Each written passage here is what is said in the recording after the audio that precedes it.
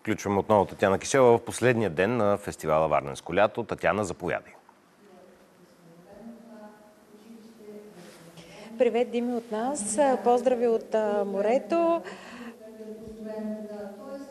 При мен са Илко Ганев и Асен Терзиев, част от организаторите на Международния театрален фестивал Варненско лято. Няколко думи, какъв беше фестивал през вашите очи? Фестивал беше динамичен, шарен, изпълнен с много събития, с много участници, с много позитивни емоции и, разбира се, с щастлив финал. Поздравления за организацията. Сериозно сме впечатлени, чудесни емоции. Вашият любим спектакъл, ако можете, разбира се, да откроите такъв. Не бих си позволил в никой случай. Всички са страхотни, но препоръчвам пък тези, които не са успели да видят част от международната програма. Тя продължава и в София, в рамките на платформата Световен театър в София, която е част от календара на културните събития на Столична община.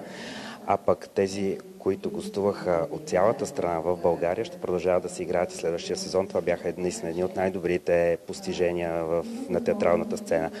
Може би за международните събития, които бяха много сериозно изведени, Асен ще ни сподели повече, тъй като той беше най-вътре в кухнята на този процес. Разбира се, поздравления и за форума, който върви в момента. Наистина смислени теми, има какво да се чуе.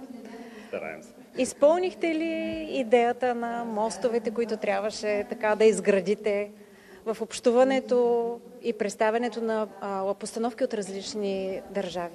Идеята за мостовете е идея, която важи за абсолютно всяко издание. Тази година тя се появи така на преден план, защото програмата, международната програма беше фокусирана наистина около сътрудничеството, около възможностите на български творци. Голяма част от спектаклите са представления на държави от региона около нас, балкански, нашите съседи, Румъния, Гърция, Черна гора.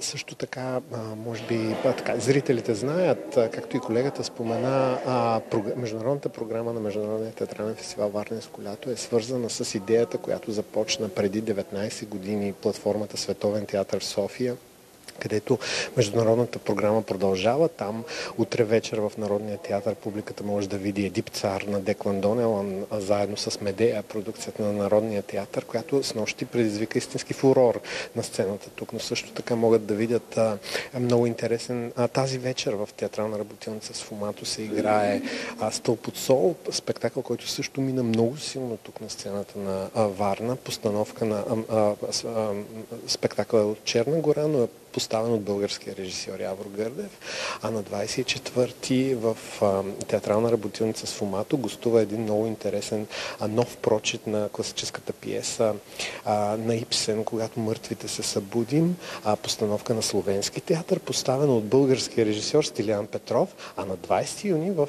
Народния театър гостува сръбска постановка върху една класическа комедия Дон Жуан, също поставена от български режисьор Васил Василев. Доволни ли сте от представянето и на международното жури? Ние нямаме жури, слава Богу, защото всички спектакли при нас са равнопоставени. Нямаме награден фонд. Това е вече 33 години. Успяваме да запазим този форум такъв какъвто е.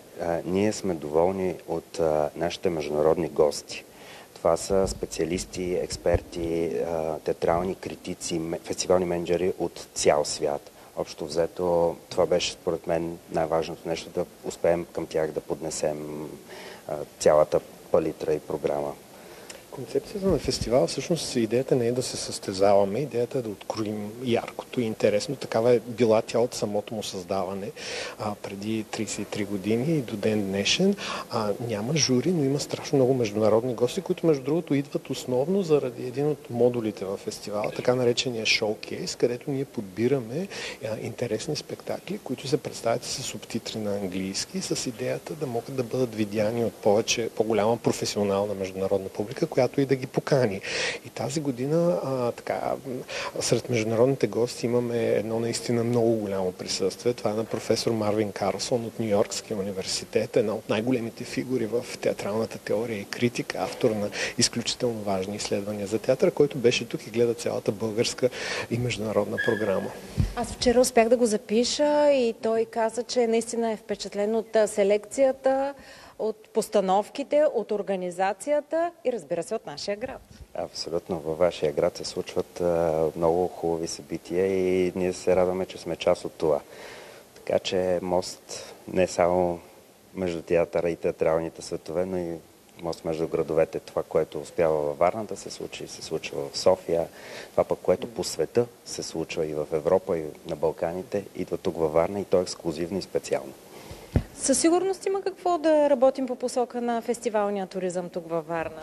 Това се опитваме в момента и зад гърба ни, сигурно зрителите виждат, да дискутираме заедно с водещи експерти, с Министерството на туризма, с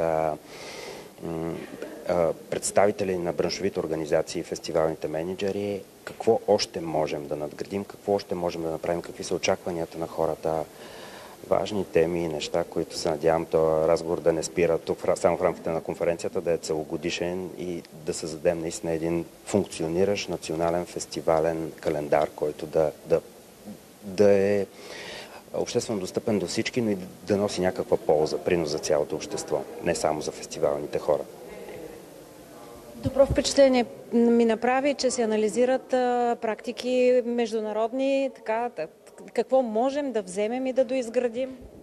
Част от лекторите и хората, които участват в дискусиите, казаха, че сме взели доста неща вече. Ние знаем какво да вземем и сме взели добрите практики. Липсата на това, което ни спъва, за да разширим идеите, са най-вече по отношение на инфраструктурата. И това е проблем не на културата и на Министерството на туризма, а изобщо на национално ниво и на политическо ниво. Инфраструктурата, театралната инфраструктура, мрежите, сградите изискват много сериозно обновление, за да отговарят на изискванията и на техническите райдери, които ни изпращат световните трупи. Иначе няма как, ще бъде трудно да направим, да достигнем фестивала в Единбург, който тази година, сега на конференцията, беше много цитиран като връх в постиженията на фестивалите. Фестивалът в Единбург е по принцип един от най-големите в целия свят, така че той винаги може да бъде само един много добър пример, към който да се стремим, не само ние, ами и повечето фестивали в региона, а по отношение на добрите практики, примерно точно този модул, шоукейс, който от години правим в фестивала, той е точно една така добра практика, която сме взели от европейските фестивали.